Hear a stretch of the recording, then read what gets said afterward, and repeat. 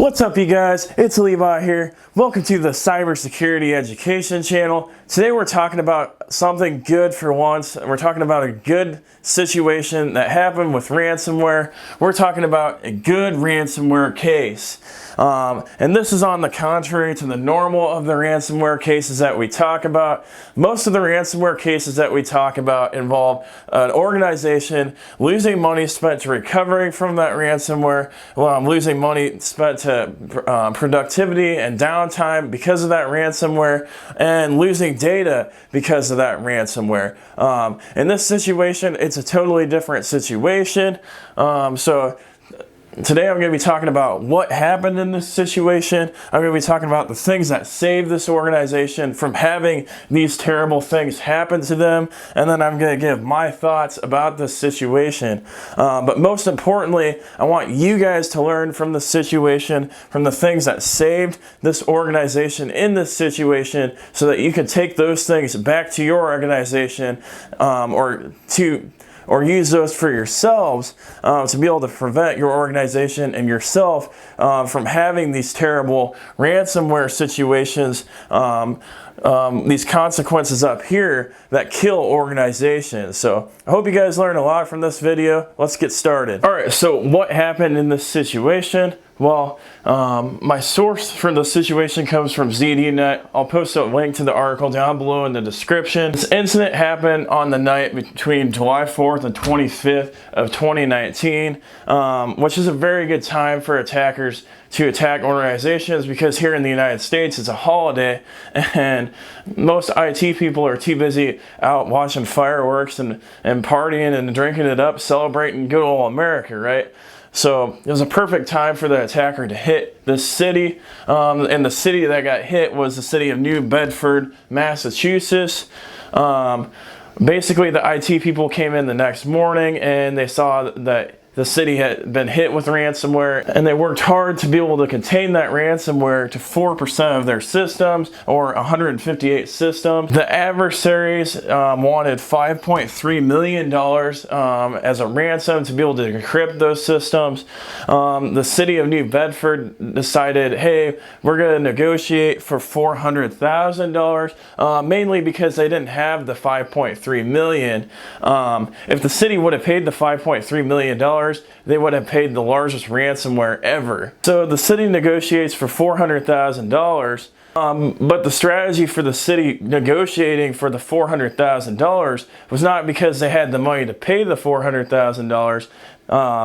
The strategy was they wanted to be able to help bolster up their network so that they could defend from anything that the adversary was going to try to send back at them, and it was a distraction to be able to boost their defenses for their networks, which I think that is effing genius. I haven't seen anything like this before, so that was a pretty cool strategy for them. So the stupid adversary said, hey, 400,000 isn't enough. We want the 5.3 million. They declined that $400,000 offer. They took money off the table, and the city is like, screw you guys. We're going to just restore from backups. We aren't paying you guys. So that was cool. The city turned them down. They had backups to restore from, which is awesome. And their downtime was relatively low, and they had hardly any systems impacted because of this. And they didn't have any data loss or anything like that because they had backups. They restored from their backups. So you stupid adversaries, and these adversaries were so stupid because they wanted $5.3 million. The city didn't have it, so they offered $400,000, and the adversary still wouldn't take it. $400,000, which is about the average of what most cities are paying for ransomware, and the adversaries got greedy, and they didn't take the money, and they didn't get anything. So you adversaries got what you deserve. You didn't get anything. You didn't get squat, and I'm so glad. That's what you get for being greedy. So there's 4 things that we can learn from this situation that can benefit you guys from doing this. The number one thing, and the absolutely most critical thing, is they had backups to recover from. If they didn't have backups to recover from, they might have been forced into paying the ransom or losing that data. but because they had the backups, paying the ransom wasn't a requirement for them because they weren't going to lose anything because they had the ability to restore all that information. So the key here is make sure that you have backups. I can't stress this enough. I've talked about this in my other videos. You guys need backups. Backups are the most critical thing that you can have in a ransomware situation. If you aren't backing up your stuff, you need to get to it, and you need to follow the 3-2-1 backup strategy that I have a video that I'll put a card up above to make sure that you have the right types of backups and you have an offline backup. So if your backups get wiped out, you're still able to recover from that offline backup. So backups, backups, backups. That's the biggest thing that saved them in this situation, and that's what you guys need to make sure that you have. All right, so the number 2 thing that helps save them in this situation is they're negotiating for that $400K to help boost up their network defenses, which gave them time to prevent more ransomware from coming into their network, or any other type of hacking activities from getting into their network. So that was a very smart idea. I haven't seen anybody do that before, but that might be a strategy that you guys want to implement if somebody ever does get ransomware into your network and you think that you can, with time, can help boost your network up and help defend yourself. So that's a good strategy. The number 3 thing that helped them is they had PCs turned off. This attack came at night, so most of their systems were turned off, which was a good thing for them. It helped prevent the spread of that ransomware. So that was a good thing. The number 4 thing that helped them is they didn't pay the ransomware. And this one really correlates back to the fact that they had backups. They didn't have to pay that money and lose that $400,000 because they had backups to recover from. So that's a good thing.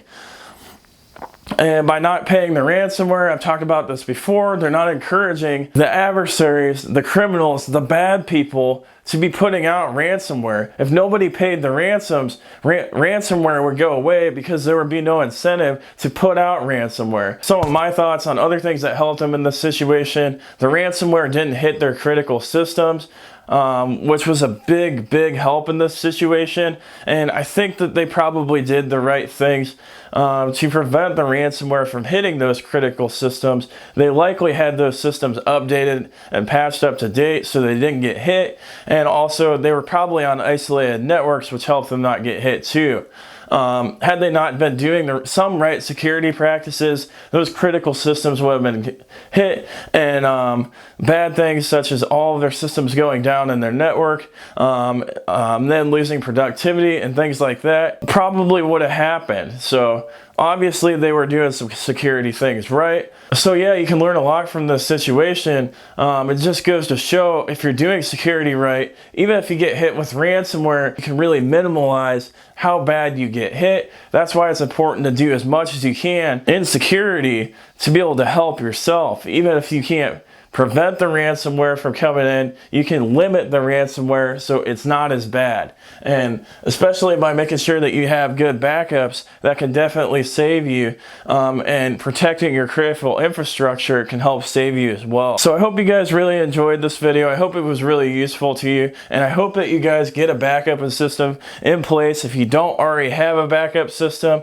And while you're at it, I hope you smash that like button, hit that subscribe button, hit that notification bell so that my content gets promoted in the YouTube algorithm to help more people like you, to help prevent the spread of ransomware. Ransomware has been rapidly spreading this year. It just keeps going up and up and up, and I really want to help you guys and everybody out there in the world help be able to protect themselves from getting ransomware. So please do me a favor and go ahead and do those actions to help get this information out and help prevent the spread of ransomware. Thank you for watching, guys, and have a great day.